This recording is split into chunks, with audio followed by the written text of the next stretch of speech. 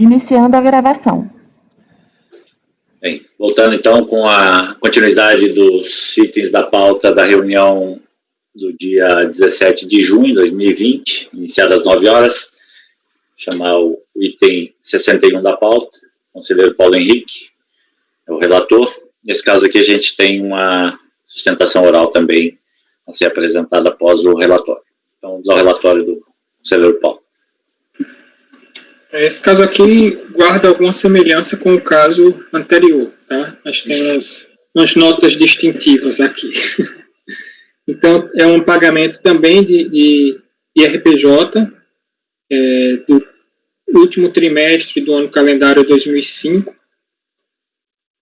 O despacho decisório não reconheceu o direito creditório porque não localizou o pagamento, né? Então, a recorrente apresentou manifestação de conformidade, no qual sustenta que o crédito compensado decorre de valores recolhidos em relação ao período de apuração, 31 de dezembro de 2005, em valor superior ao devido, conforme DCTF retificadora. Apresenta cópia das DCTFs retificadoras apresentadas em relação ao período e do DARF, que deu origem ao crédito compensado. A decisão de primeira instância registrou que a DCTF originalmente apresentada pela recorrente informava débito em valor correspondente ao recolhimento efetuado. Assim, tendo em vista que o artigo 170 do CTN existe a liquidez e certeza dos créditos para autorizar a compensação, considerou que a elaboração da DCTF retificadora não seria prova suficiente de tais atributos, devendo haver a apresentação de documento hábil e idôneo para tanto, a exemplo da escrituração contábil e fiscal. Apontou, por fim, que a manifestação de conformidade deveria vir acompanhada das referidas provas, conforme previsão do artigo 16 do Decreto 7235. Pois a ciência foi apresentado recurso voluntário, no qual a recorrente afirma que o motivo para a não localização do recolhimento foi o cometimento de erro de informação no preenchimento da DECOMP. Não houve prejuízo ao fisco em decorrência do referido erro, de ordem meramente formal, devendo prevalecer a verdade material. Realizou a retificação da DCTF, reduzindo o valor devido, antes da emissão do despacho decisório. O valor efetivamente devido também pode ser observado na DIPJ relativa ao ano calendário em questão. Não há preclusão do direito de juntar provas aos autos para comprovação do direito creditório em observância ao princípio da verdade material e para evitar o enriquecimento sem causa da União. Os novos elementos juntados aos autos são documentos fiscais transmitidos à Receita Federal, já constando da base de dados desse órgão, independentemente da juntada por sua parte. No relatório. Bem, então, vamos providenciar aqui a apresentação. Deixa eu copiar o link.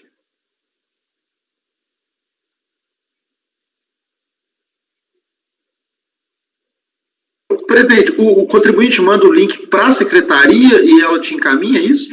Isso. E ele manda o link pelo YouTube? É um link no YouTube. Entendi. E aí a secretaria manda uma planilha com esses links. Entendi. Então silencie seus microfones aqui para a gente dar início, tá? Deixa eu...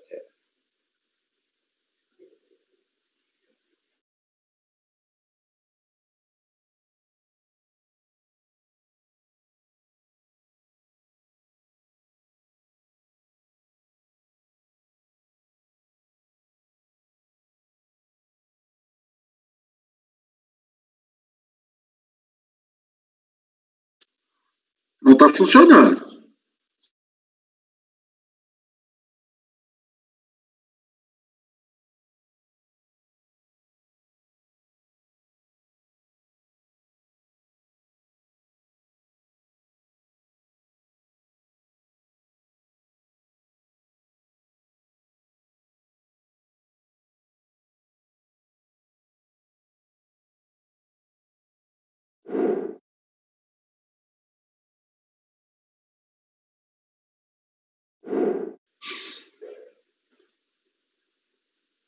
Tá com um problema no link que ela encaminhou, ele não está abrindo diretamente. Vou tentar novamente.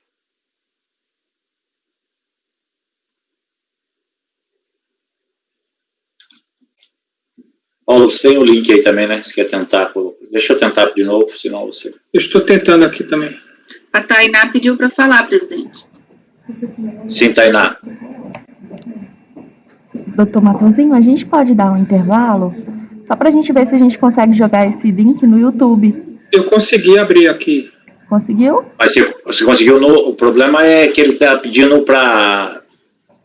Ele pediu para eu me logar. No YouTube. Vamos tentar, então, com o compartilhamento do Paulo, aí, vamos lá. Ele pediu para eu me logar, né? Então tá ok.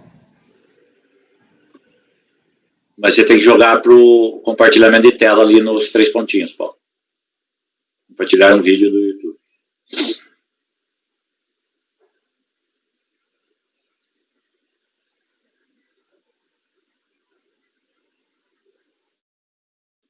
Apareceu?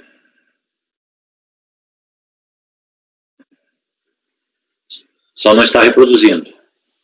Aperta play aí.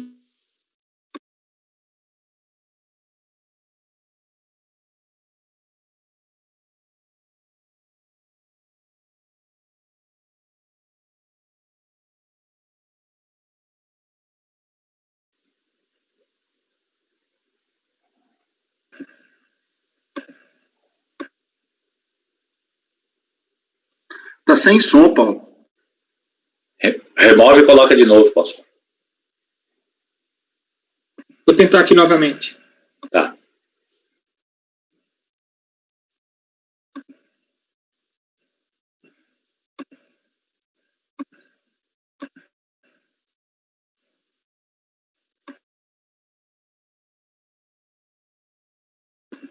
Deu certo agora?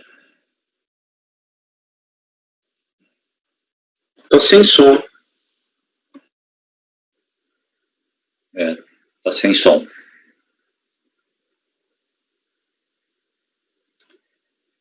Interrompi o compartilhamento novamente. Como é que você tem feito esse compartilhamento? Eu tenho colocado o link aberto. Só que esse vídeo já, desde eu tinha feito um teste anterior, tinha dado errado, aí a Rose me mandou um novo link, mas ele continua Eu usei dando erro. Eu usei o link que passou na primeira vez, naquela planilha do Excel. Mas ele está... Quando eu tentei entrar, ele só pediu para eu me logar. Então, eu coloquei minha senha do Gmail. E aí, ele permitiu. Deixa eu tentar de novo aqui pelo meu... Deixa eu ver se ele vai exigir a senha no... abrir ele sem...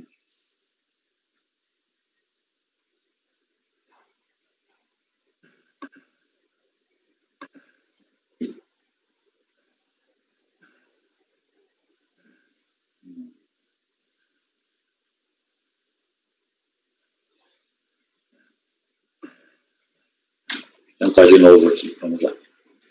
Senão nós vamos, de repente a gente suspende o julgamento desse processo, o apoio vai ver se consegue. Mas vamos tentar mais uma vez aqui. Deixa eu fazer primeiro aqui, Paulo. Deixa eu...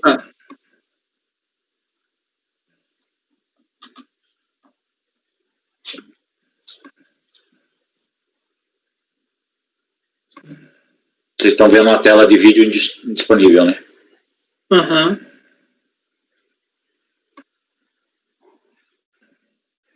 Para mim aparece outra mensagem. Parece que eu preciso me logar. E aí, só que ele sai do... Para mim, quando eu clico para assistir, ele sai do sistema, ele fica passando o vídeo para mim, mas não passa para vocês. Você está usando o link da planilha original? Isso. Ele aparece aquela questão que não está disponível. Quando você compartilha a janela do aplicativo ou a tela inteira? Eu compartilho, eu ponho iniciar. Eu acho que eu já vi aqui o que é. Tem uma coisa para marcar aqui, compartilhar áudio. Eu acho que vai dar certo. Posso tentar? Pode.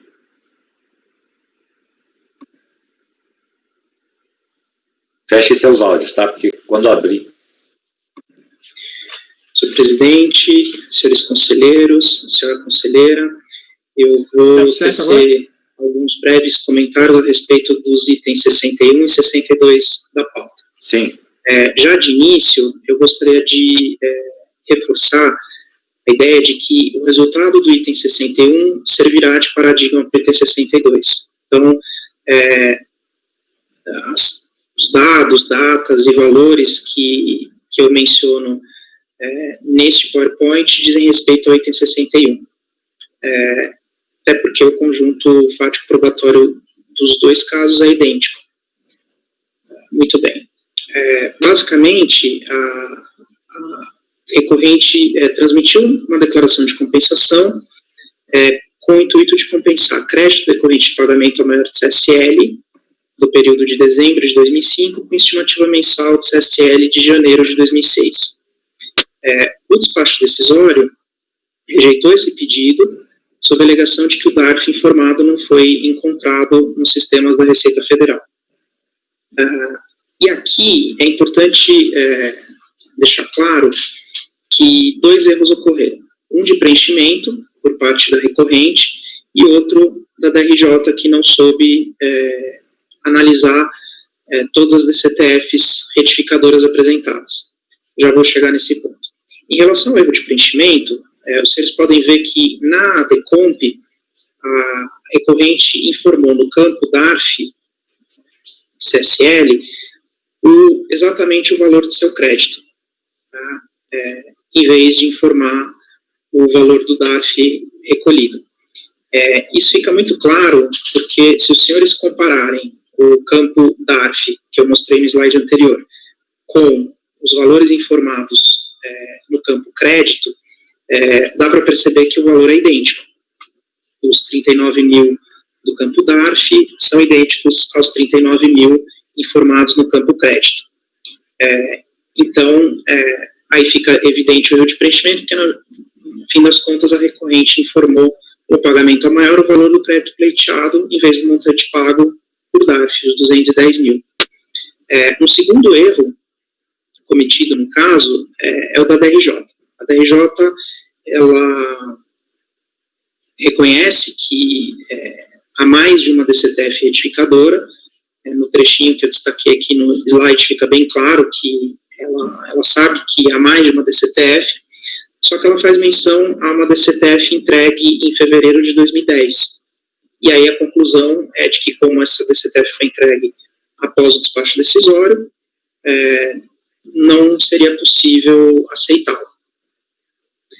O ponto aqui, senhores conselheiros, aqui, na verdade, a primeira DCTF retificadora foi transmitida antes do despacho decisório, em 7 de abril de 2006. Essa tabelinha faz um resumo das 3 DCTFs, a original, a retificadora 1 e a retificadora 2.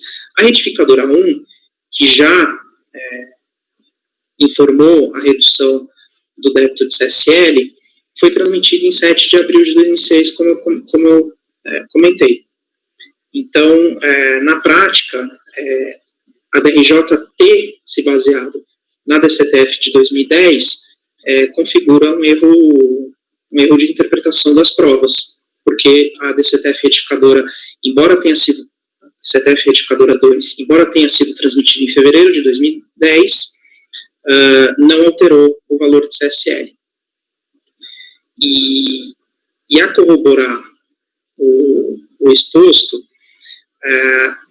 as DCTFs acostadas aos autos, especificamente a folha 92, mostra não só o valor da retificação, os 171 mil, como também comprova que ela foi entregue em abril de 2006. Ou seja, a partir do momento em que a DRJ se baseia na DCTF de 2010 para considerar que ela foi transmitida depois do despacho decisório, ele incorre em erro, porque a redução do débito de CSL havia sido feita muito antes, em 2006. Por fim, também é importante mencionar, senhores conselheiros, que a CSL a pagar, já retificada, o valor de 171 mil, foi informada na DIPJ, entregue em junho de 2006. Isso está nas folhas 120, 121 e 144 dos autos. Ou seja, no fim das contas, houve um mero erro de preenchimento da DCTF, que é facilmente superável por este CARF, e a DCTF retificadora, informando o valor da redução do débito de CSL, também foi transmitido muito antes do despacho decisório. Então, com base nesses documentos e nessas considerações, a recorrente pede para que o seu recurso voluntário seja provido, homologando-se o débito compensado e extinguindo-se efetivamente a dívida cobrada. Muito obrigado.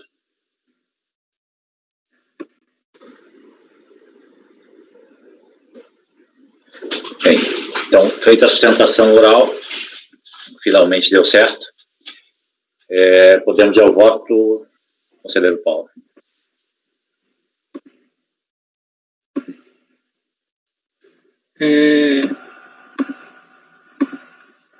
Estou admitindo o recurso. Só um instante.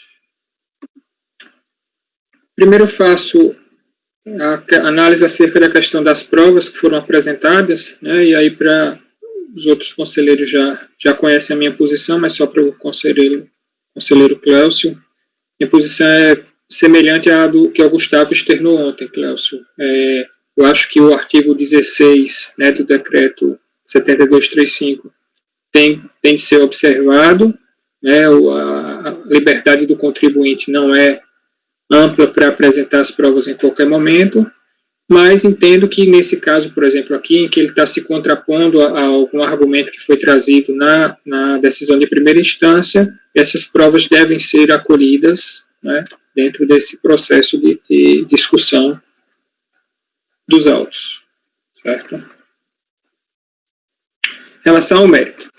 Em relação ao mérito da discussão travada nos autos, a recolhente recolheu... Sim, só uma observação, que a sustentação oral, na verdade, apesar do patrono dizer que faz referência ao processo 61 e ao 62, mas ele traz todos os dados do processo 62, que é o processo de contribuição social. Tá? Mas isso não prejudica em nada, porque a situação é a mesma, só que aqui é IRPJ e lá a contribuição social. Em relação ao mérito da discussão travada nos autos, a recorrente recolheu o valor de 524 mil a título de RPJ em relação ao quarto trimestre de 2005, sustenta que o valor devido é 417, de modo que faria jus ao crédito de 106 mil. Como se vê a folha 3, por equívoco, ao apresentar decompo sob análise, em lugar de identificar o DAF pelo valor total recolhido, informou como valor apenas o montante da parcela paga maior, levando a que os sistemas informatizados da Receita Federal do Brasil não localizassem o pagamento e a não homologação da compensação por meio do despacho decisório de folha. Trata-se de evidente erro de fato cometido no preenchimento da decomp, que não se converte em óbice intransponível para o reconhecimento do direito creditório e homologação da compensação, conforme tem reconhecido a jurisprudência deste Conselho. E aí eu trago um julgado da Câmara Superior a esse respeito. Para o reconhecimento do indébito invocado pela recorrente, contudo, é necessário se responder ao seguinte questionamento. Há provas nos autos da liquidez e certeza do crédito compensado pela recorrente? Conforme a decisão de primeira instância, não, já que, e aí eu leio o trecho do acórdão, a elaboração da DCTF retificadora não é por si só suficiente para fazer prova em favor do contribuinte. Mantém-se, nesses casos, a necessidade de comprovação documental do quanto alegado, ou seja, do pagamento indevido, conforme definido no artigo 65 do CTN. Assim, somente por meio da apresentação de documentação hábil e idônea, como a escrituração contábil / fiscal do período, em especial, entre outros, os livros diário e razão, e respectivos documentos de respaldo, em obediência ao disposto no artigo 16 do decreto 7235, poder-se evidenciar o pagamento indevido, conforme definido no artigo 65 do CTN. Concordo plenamente com a referida conclusão.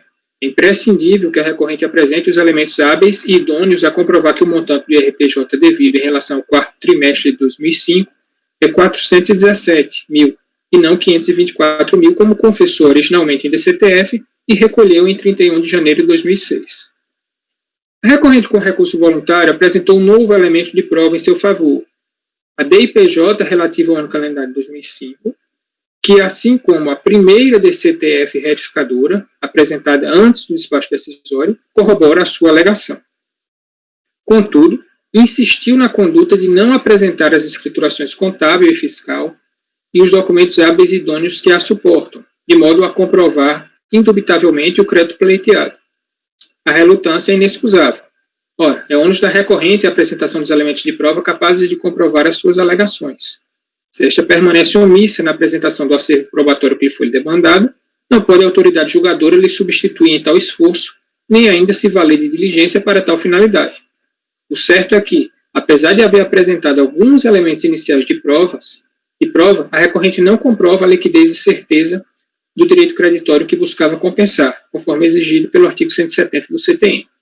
A essa mesma conclusão chegou o conselheiro José Eduardo Ornelas Souza, em voto que subsidiou a decisão unânime do colegiado por ele composto. E eu trago um voto da primeira turma da terceira Câmara.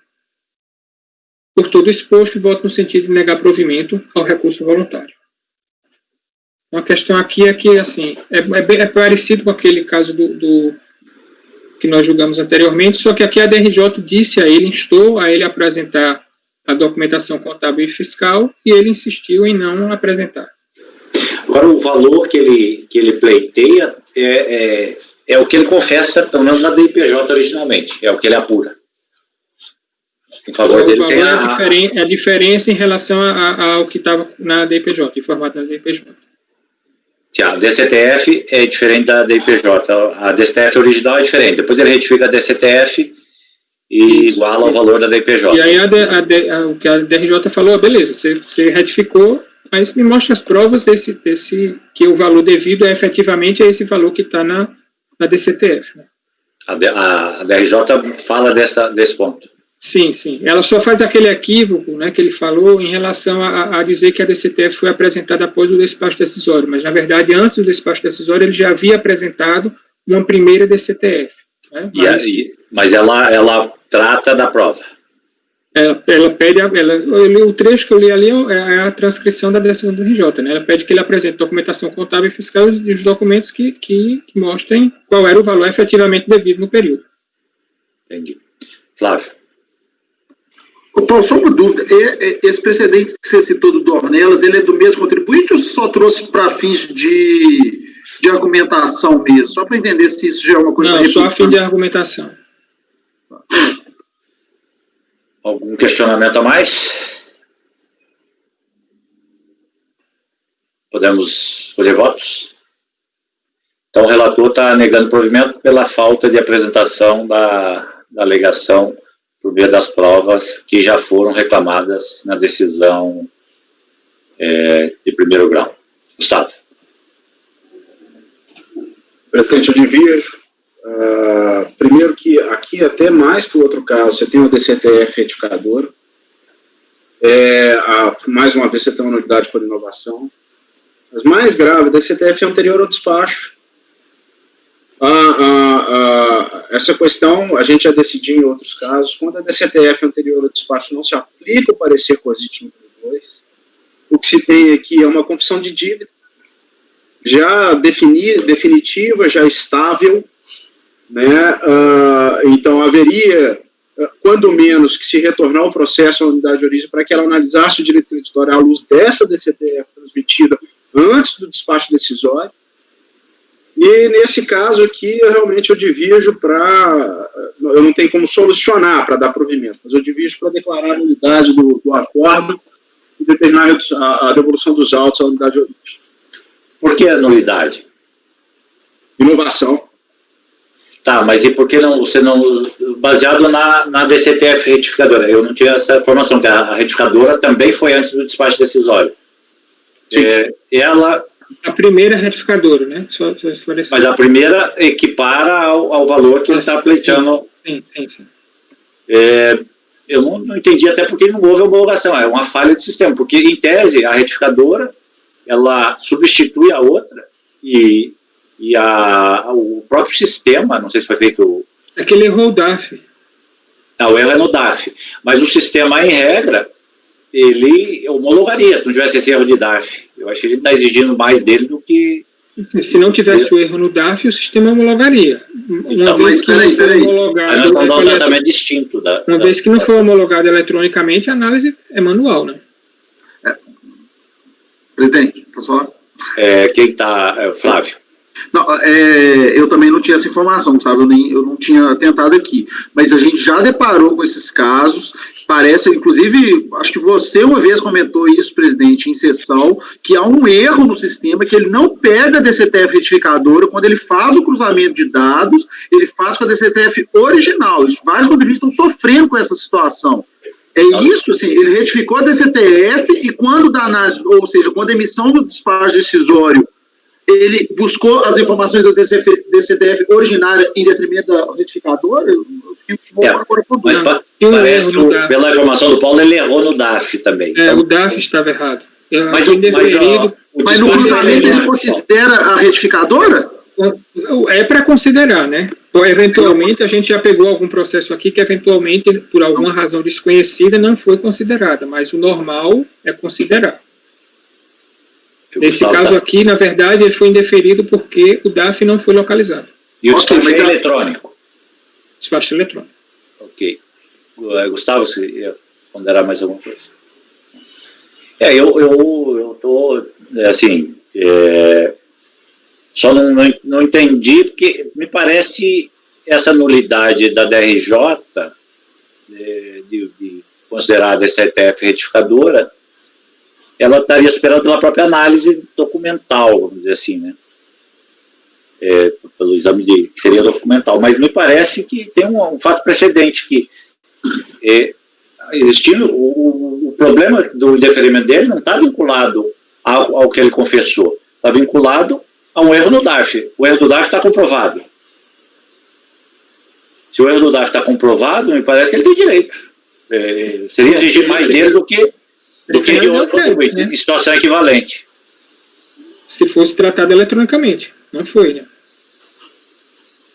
Bem, Gustavo, você mantém como nulidade? Você não acha que dá para dar provimento no caso dele? A questão da nulidade é só pela inovação, presidente. Não é pela valoração da prova, que se aí vem judicando e não em erro de procedimento. Mas a nulidade é só pela inovação. A inovação fica exatamente clara aqui. Mas não é superável? Eu acho que é. O problema eu não sabia qual era a posição de vocês, por isso que eu fui mais conservador. Eu tô lá e volto lá para baixo. O Flavinho morreu. Então, assim, pode ser dado provimento, até porque o que vale e que existe é uma confissão de débito, que é a que estava prevalecendo até agora, de que é aquele valor de R$174 mil. Eu concordo com você. Mas você fala de voltar lá para baixo naquele coisa de dar provimento parcial ou na de baixar em diligência? Não, eu daria provimento, como você propôs. Seria só uma posição mais conservadora de voltar lá para baixo para confirmar que a DCTF, para que o despacho faça a análise, porque na verdade o despacho decisório aqui, ele não analisou em momento nenhum o direito creditório. Ele falou, olha, seu DAF não existe. Entendi. Essa questão foi superada. O DAF existe. Agora analisa a luz. Mas o crédito em si não foi examinado. Não, é por isso que aí... Podia ser um provimento parcial naquele outro forma antiga. Leos queria falar... Tem sido aplicado até no meu caso lá, anterior. Enfim, lá para mim havia elementos para poder usar. Eu fiquei em dúvida agora. Eu estava muito pendente a acompanhar o voto do relator. Mas agora eu fiquei em dúvida quanto ao seguinte, quer dizer, a posição aqui da turma nesse tipo de situação é que não basta a retificação da DAF, é necessário que haja outros elementos probatórios que atestem a existência do crédito ou do débito? Não basta? Essa foi a posição do relator, né? Não do colegiado que está discutindo. Casos, como é que é? Em relação à DCTF, retificou a DCTF, né, a posição normal em relação a isso daí, é que ele precisa trazer a documentação comprobatória depois do despacho, né, Paulo? Dessa retificação. Não, estou falando em relação à retificação da DCTF.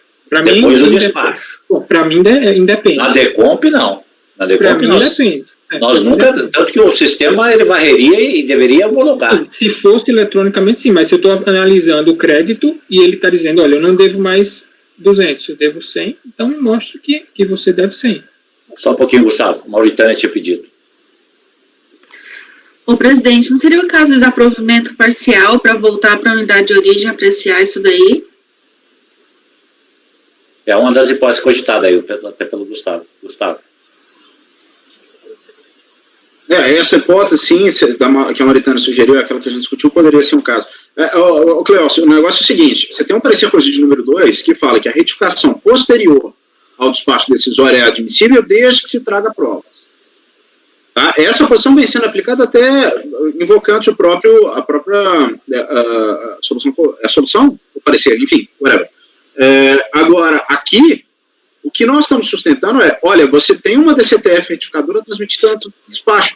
Essa DCTF retificadora, se ela tivesse, por exemplo, aumentando o valor, ela teria efeito de confissão de dívida. Se viesse acompanhado do artigo 138, porque ela valeria como confissão de dívida plena e sem qualquer ato adicional do contribuinte. Então, o que eu sempre sustentei em casos meus que eu já julguei é, se a retificadora é anterior ao despacho decisório e o despacho decisório ignora ela, esse despacho decisório está errado. Até porque, e aí, Paulinho, a gente tem que lembrar, ele não pode simplesmente ignorar, não, é porque é eletrônico. Vamos lá. Por ser eletrônico, o contribuinte não seria instado a produzir qualquer prova. O que aconteceria, como o Matheusinho falou, haveria uma homologação de imediato. E aí nós estamos falando já em segunda instância para ele fazer essa prova, sendo que o primeiro ato do processo, que é o processo que inaugura o contencioso administrativo, que é o despacho decisório, falou vírgula sobre isso. Gustavo, mas ele não falou porque o DAF estava informado equivocado. Então, a consequência seria afastar esse óbice, volta para lá e analisa o crédito. Ok, Paulo, só um pouquinho. A Andréia pediu a palavra. Então, eu entendo um pouco diferente essa questão da retificação da DCTF. Eu entendo que vale a DCTF que estava vigente no momento em que o PERDECOMP foi transmitido. Porque é bem claro que, assim, tem que existir, tem que ter liquidez e certeza o crédito no momento da transmissão do PERDECOMP. Mas acho que a discussão não é isso. Nesse caso específico, de novo, é estimativa mensal. Eu acho que quando... Não, André, saldo anual.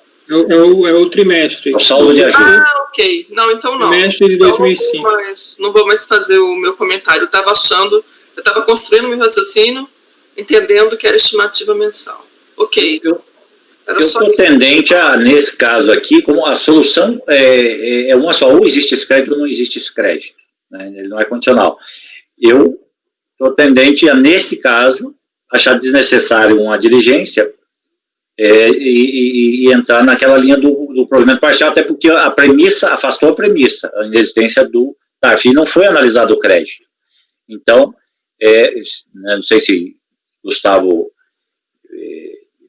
endossaria nessa posição, seria dar um provimento parcial, superava a nulidade ali, de eventual inovação, e mandava para a unidade, aí assim, se ela quiser fazer batimentos, exigir do contribuinte a comprovação de que o saldo devido é o confessado, né, mediante uma demonstração de resultados, LALURA e tal, aí ela faz. Mas a gente não prejudicaria o contribuinte. Me parece que é um caso que poderia usar aquela solução mais direta, né? De gente não dar um provimento parcial para que supere o óbice. Esse caso, até mais que o meu outro, nós estamos falando aqui de apuração trimestral e não de estimativa. Então, não, aquele seu tinha mais de uma solução possível, então isso me causa uma dificuldade para essa solução, porque fica aquela coisa condicionada. Eu por uma coerência, eu até daria provimento, mas assim, também não me oponho que se adote a solução. Eu até falei que eu poderia adotar no meu anterior, e seria de fato de dar um parcial provimento e retornar a unidade. Ok, Paulo, mantém seu voto da forma como está? Sim. Então vamos aos demais. Depois, Ricardo. Tem a proposta do divergente de dar provimento parcial e determinar que a unidade examine o crédito. No caso aqui, eu entendo que o contribuinte foi suscitado a apresentar mais provas, inclusive pela DRJ. DPJ, para mim, não é prova suficiente. E ele não trouxe nada. Então, eu acompanho o relator.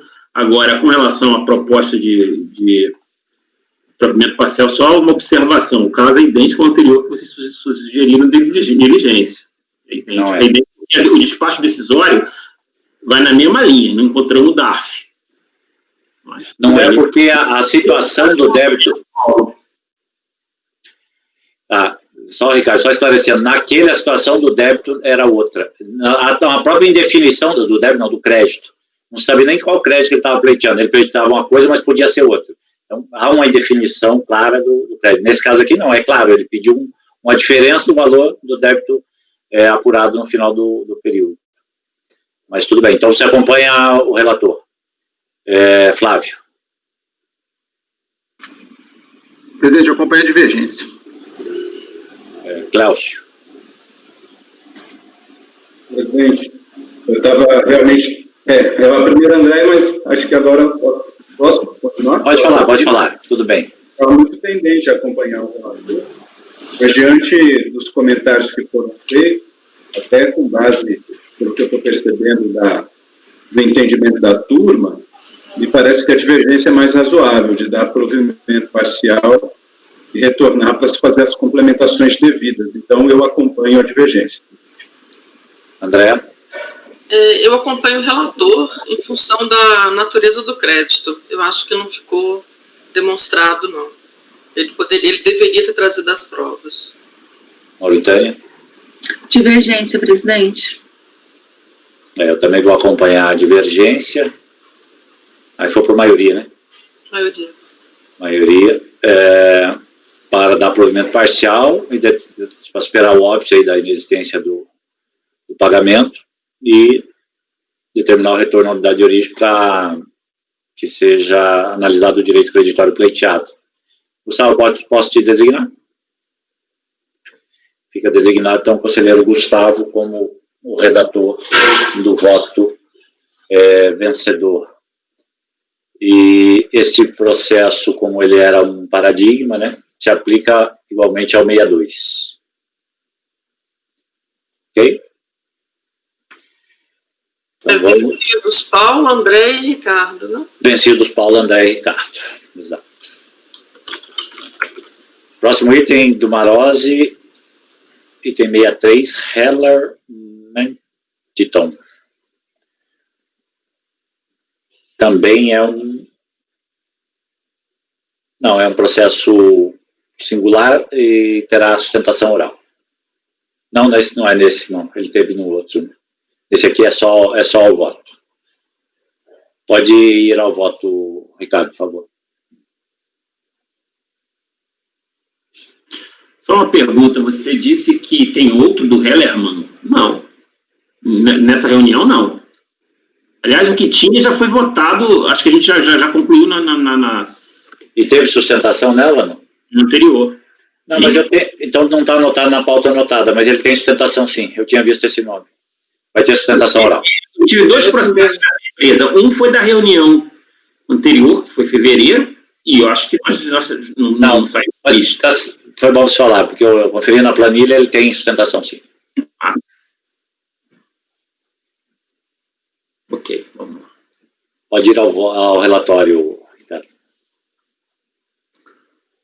É uma compensação de crédito de saldo negativo da CSL do ano de 2005 com débitos da própria contribuinte. No despacho decisório, o valor informado na DIPJ não corresponde ao valor saldo negativo informado no PDComp. Esse foi o argumento para que se negasse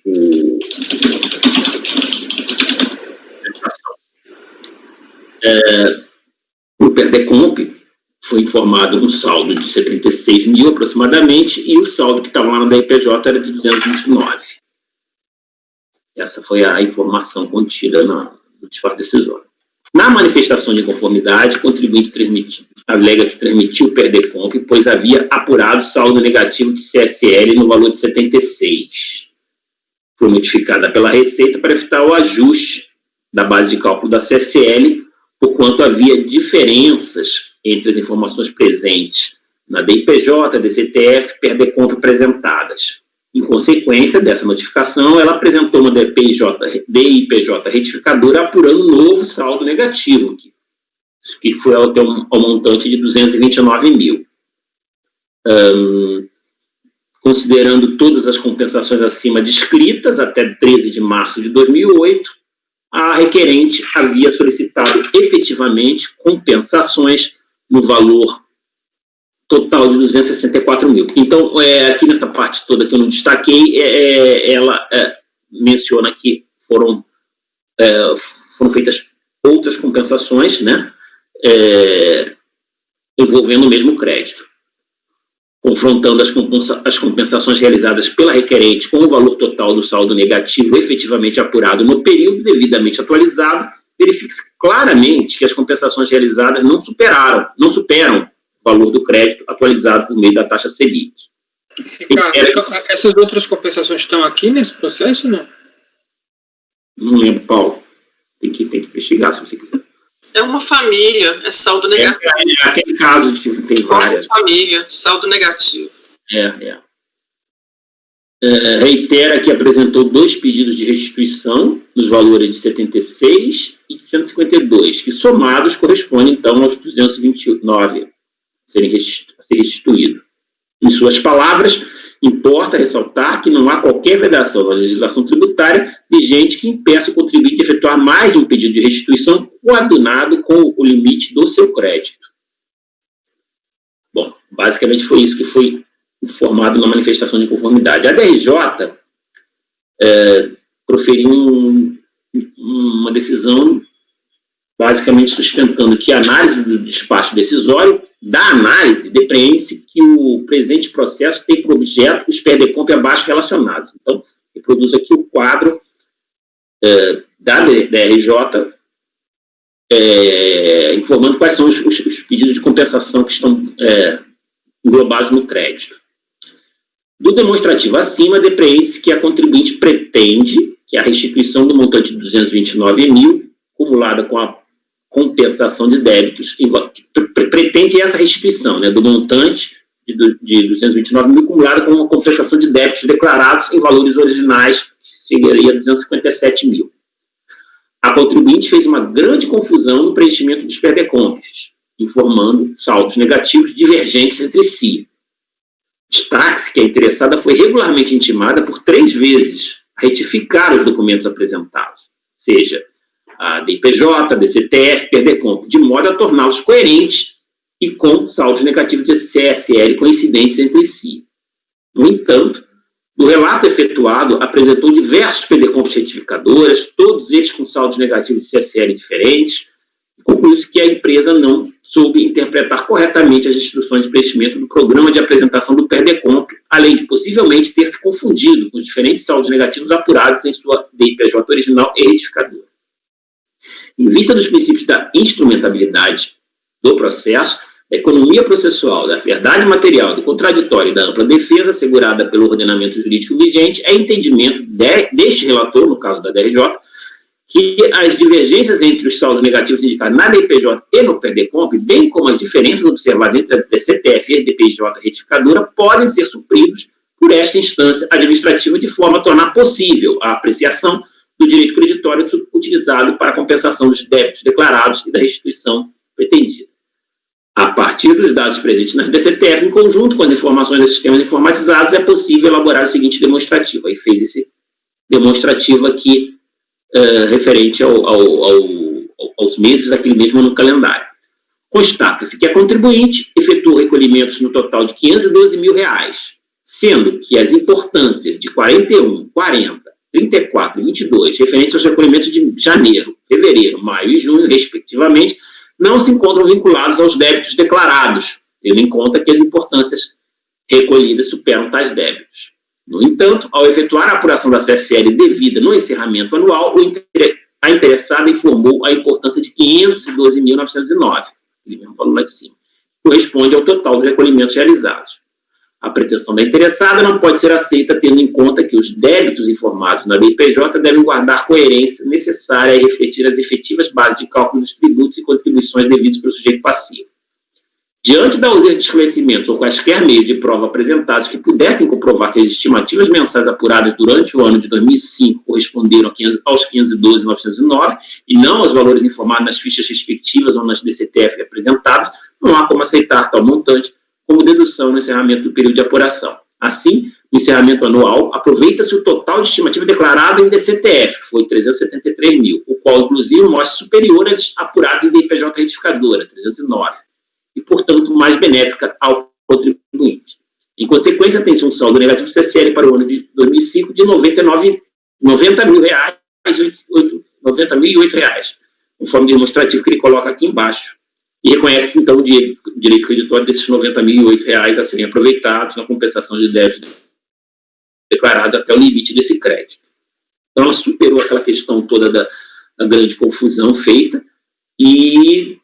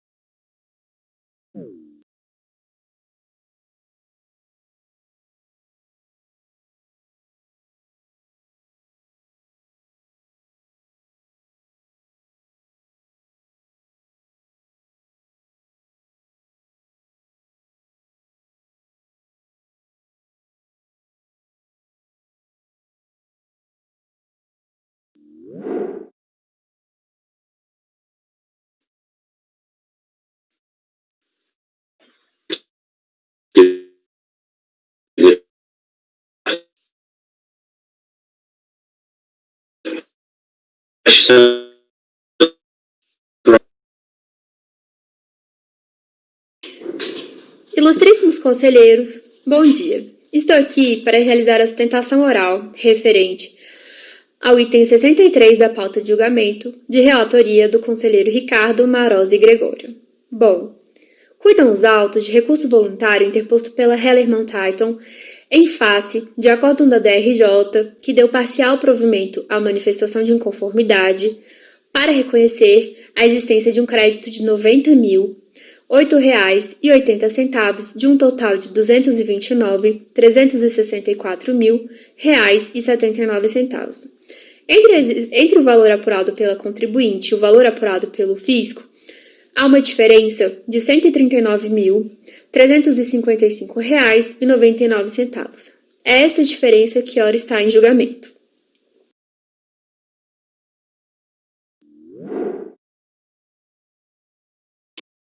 SLL, e por esta razão, apresentou o pedido de restituição de final 3302 em fevereiro de 2006. Como ainda havia saldo a ser restituído, a recorrente apresentou pedido de compensação a final 9320 no valor de R$ 78.336,10. Acontece que em março de 2007, a recorrente recebeu uma intimação da Receita Federal do Brasil para que promovesse ajustes na base de cálculo da CSLL referente ao ano calendário de 2005.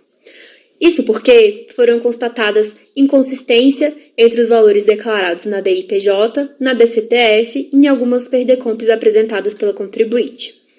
Em atenção à intimação da RFB, a recorrente apresentou a DIPJ retificadora relativa ao ano calendário de 2005 e, após esses ajustes, a recorrente apurou a existência de um saldo negativo de CSLL no valor de R$ 229.364,79.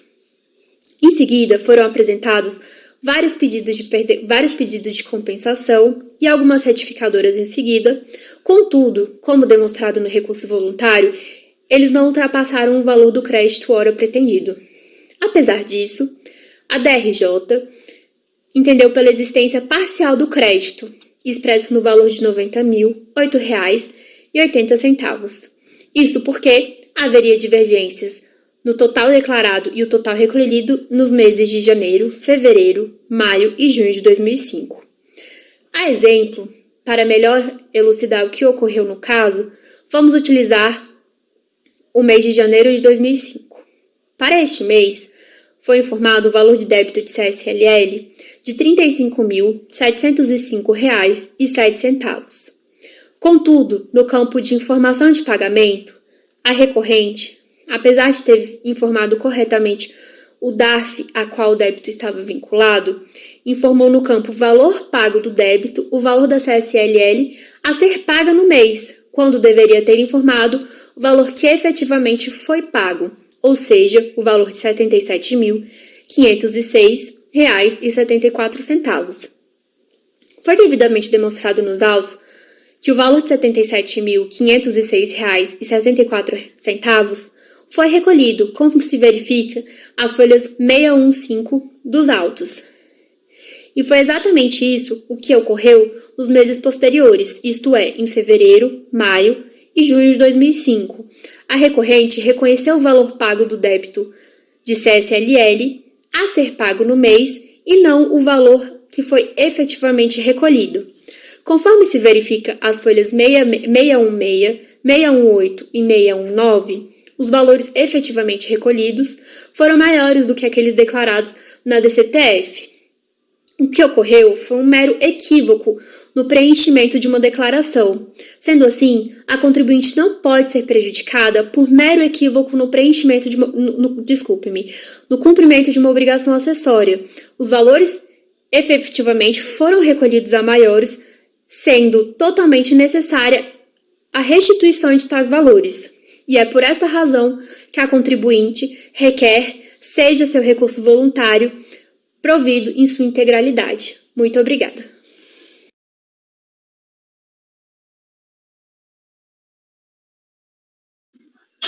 Então, apresentada a sustentação, feita pela patrona do contribuinte, podemos dizer o voto, Ricardo.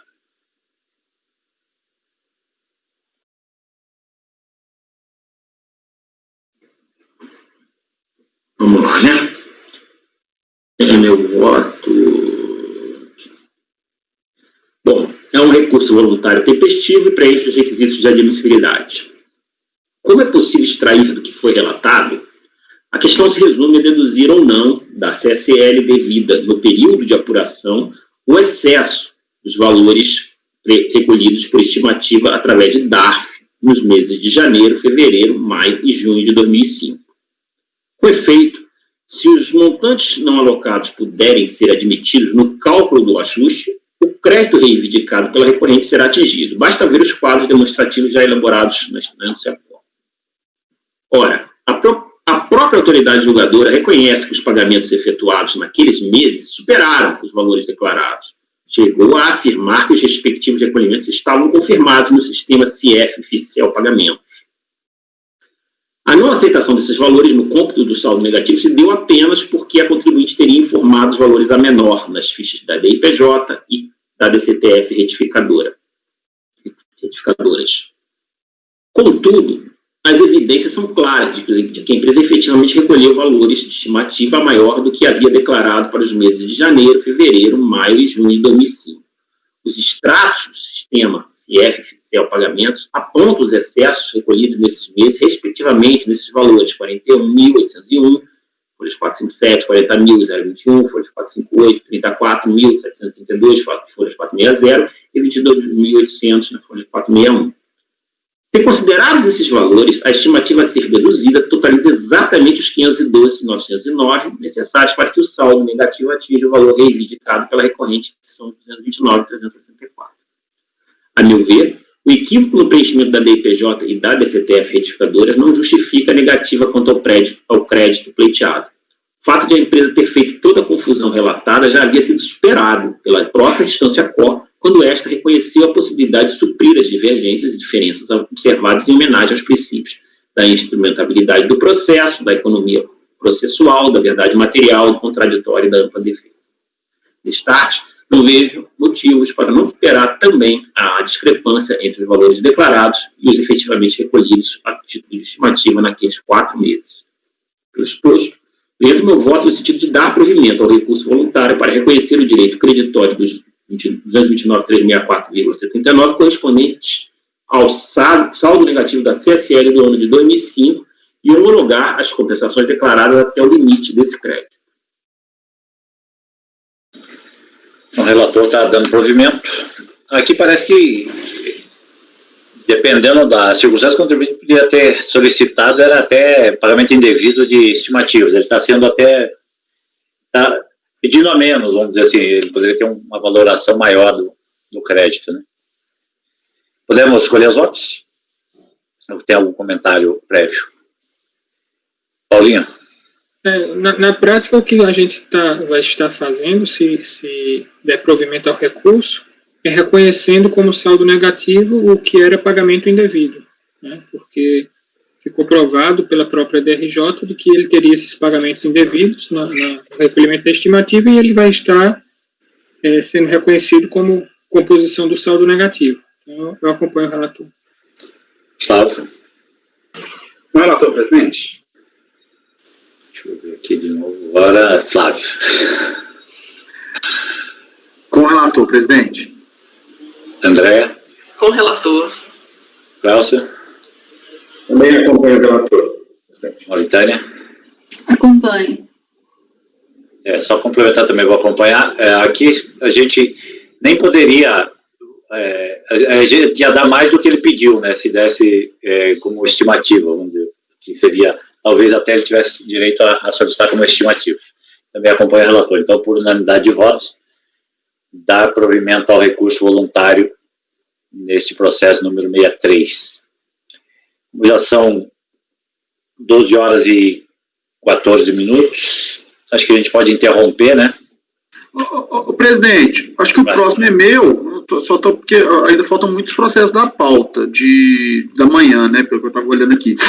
O meu é relativamente tranquilo, acho que não vai dar, mas eu sei que as brigas acontecem, mas é relativamente tranquilo. Me parece que assim, não sei, a não ser que os senhores prefiram, tanto faz a gente julgar ele agora e voltar... Porque eu só estou falando isso porque eu não vou conseguir almoçar agora, vou demorar um tempinho, que o almoço não está pronto. Então, para mim, ficar aqui agora a partir de 2... É que às vezes a menina do apoio tem que... nós temos a questão do pessoal de apoio que tem horário também para cumprir. Como a gente concluiu, de repente acaba arrastando mais do que a gente imagina. Acho que a gente interrompe e volta pontualmente às 14 horas, tudo bem? 14 horas, estaremos aqui. Então, apoio pode suspender a gravação. Retornamos com a continuidade da sessão às 14 horas. Interrompendo a gravação.